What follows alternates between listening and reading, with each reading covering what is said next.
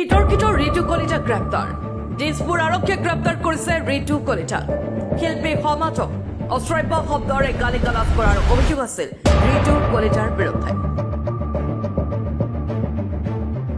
বিতৰ্কিত ঋতু কলিতা গ্ৰেপ্তাৰ দিছপুৰ আৰক্ষীয়ে গ্ৰেপ্তাৰ কৰিছে ঋতু কলিতা শিল্পী সমাজক অশ্ৰাব্য শব্দৰে গালি গালাজ কৰাৰ অভিযোগ আছিল ঋতু কলিতাৰ বিৰুদ্ধে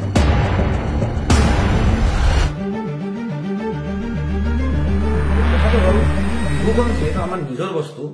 বিহুটো যেহেতু আমাৰ এটা জাতীয় চেতনা বুলি ক'ব লাগিব গতিকে বিহুক লৈ ইমান কিয় পইচা ডিমাণ্ড কৰে মই সেইকাৰণে মোৰ খং উঠিছিল সেইকাৰণে মই মাত মাতিছিলো গতিকে মোৰ খং উঠি গৈছিল আৰু অকণমান খাইও আছিলো গতিকে মোৰ দুটামান বেয়া শব্দ ওলাই গ'ল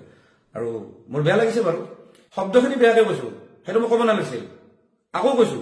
আকৌ মই ক্ষমা খুজিছো কিন্তু কথাটো হ'ল আপোনালোকৰ এইখিনি দায়িত্ব থকা দৰকাৰ এজন আৰ্টিষ্ট এজন অসমীয়া আপোনালোকৰ এইটো বস্তু জ্ঞান থকা দৰকাৰ যে মানুহে বিহু এখন কেনেকৈ পাতে এটা কমসে কম বিহুত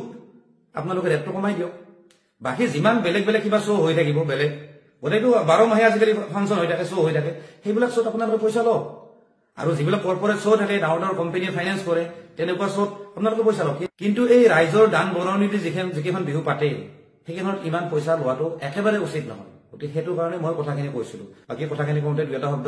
ওলাই গৈছে তাৰ কাৰণে এক্সট্ৰিমলি চৰি গতিকে মোক যাতে ক্ষমা কৰি দিয়ে ধন্যবাদ